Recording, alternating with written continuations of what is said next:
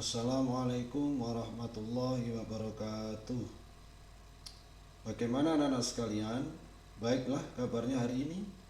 Eh, Mudah-mudahan anak-anak senantiasa dalam keadaan sehat walafiat. Amin. Allahumma amin.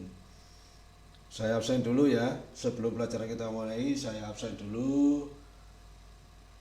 Yang pertama, Ananda Alensia,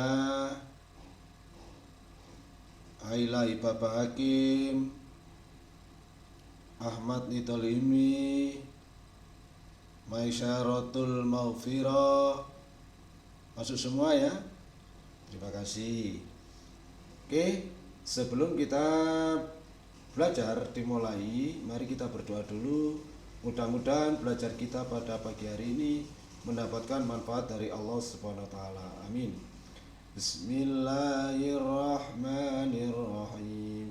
Alhamdulillahi rabbil alamin. Ar-Rahmanir-Rahim. Maliki yaumiddin.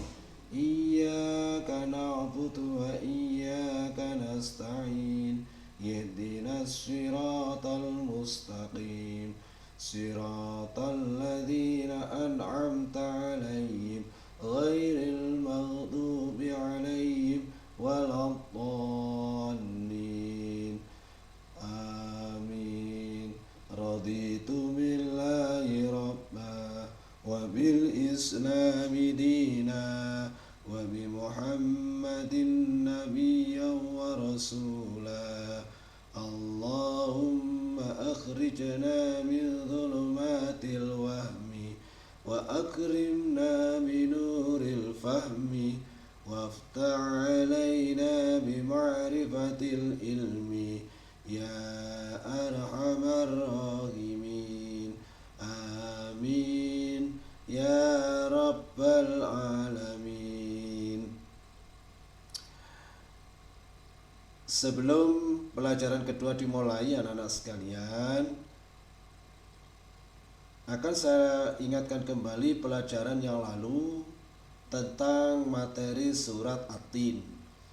Surat At-Tin adalah menerangkan tentang buah tin dan buah zaitun. Juga di situ menerangkan tentang cerita Bukit Tursina, yang mana di bukit tersebut Nabi Musa diangkat pertama kalinya menjadi Nabi dan Rasul, serta pertama kali Nabi Musa menerima wahyu dari Allah melalui yaitu kitab Taurat. Selanjutnya anak-anak, pada pelajaran kedua ini kita akan mengenal nama-nama Allah dan kitab-kitabnya. Allah adalah sumber kebaikan bagi manusia. Dengan kekuasaan Allah, manusia bisa hidup dan bisa mati. Nah, semua kehidupan bersumber dari Allah yang Maha Esa. Allah adalah Tuhan semesta alam, menciptakan langit dan bumi serta isinya. Oleh sebab itu, kita harus yakin dan menyembah kepada Allah. Nah, anak-anak sekalian, apabila kita ingin mengenal nama suatu benda, ingin tahu namanya, maka kita harus mengenalnya. Anak-anak melihat binatang yang besar, punya belalai panjang, apa namanya? Gajah. Kemudian teman-temannya lain, siapa itu? Namanya si A, si B. Kalau kita ingin mengenal nama-nama Allah, maka kita harus mengenal namanya Asmaul Husna. Nah, Asmaul Husna itu adalah nama-nama yang baik, nama-nama Allah yang baik, itu namanya Asmaul Husna. Jumlahnya ada 99. Nah, pada pelajaran kedua ini kita tidak menerangkan 99 nama Allah, tetapi hanya 4. Yang pertama Al-Mumit. Al-Mumit artinya Allah Maha Mematikan. Allah dinamakan mempunyai nama Al-Mumit itu menunjukkan kekuasaan dan kehendak Allah terhadap makhluknya. Jadi Allah berkuasa penuh atas makhluk yang diciptakannya. Allah mau mematikan atau menghidupkan itu hak Allah, ya. Nah, sebagaimana bahwa benda yang ada di alam semesta ini juga akan mengalami kehancuran. Contoh, ada gunung meletus, gempa bumi, kemudian tsunami. Nah, ini adalah terjadi karena Allah memiliki Asmaul Husna yang bernama Al-Mumit.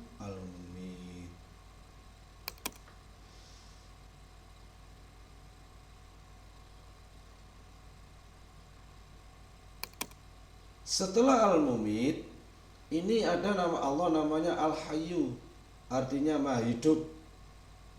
Allah ini adalah zat yang maha hidup selama-lamanya. Juga Allah zat yang maha menghidupkan. Nah, Allah hidup dengan siapa? Allah hidup dengan zatnya sendiri. Tidak ada yang menciptakan Allah.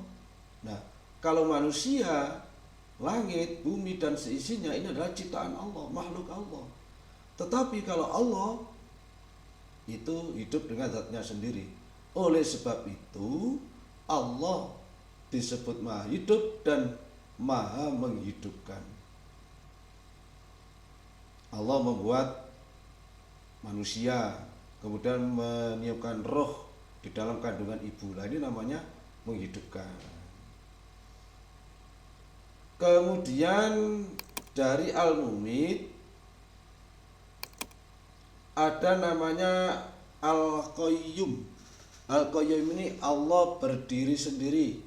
Artinya Allah ada dengan zatnya sendiri, maha mandiri, tidak tergantung kepada makhluk. Nah, dari sifat Al-Qayyum Allah ini, maka manusia harus mempunyai sikap atau sifat mandiri. Artinya tidak tergantung kepada makhluk lain. Nih. Nah, karena Allah ini berdiri dengan zatnya sendiri, maka Allah berhak mengatur semua yang ada di alam semesta ini. Tidak ada campur tangan dari makhluknya. Contoh, betapa luasnya alam semesta ini.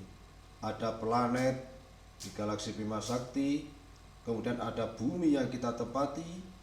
Nah, planet-planet itu adalah ciptaan Allah. Bumi adalah sebagai planet yang terbesar.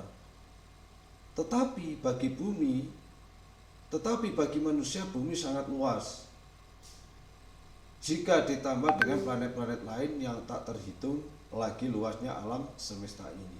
Nah, yang ciptakan ini semuanya adalah Allah.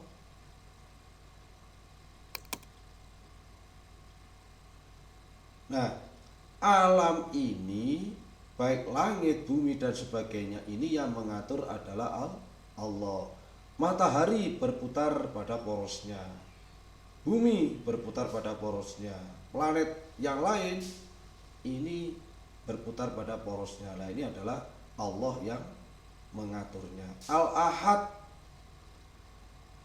nama Allah yang keempat adalah Al-Ahad, artinya Maha Esa.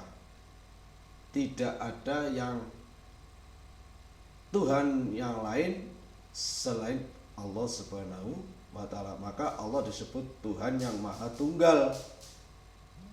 Ya, Tuhan yang Maha Tunggal. Maka dari itu kita sebagai umat muslim jangan sampai menyekutukan Allah. Nih, tahukah kamu bagaimana peradaban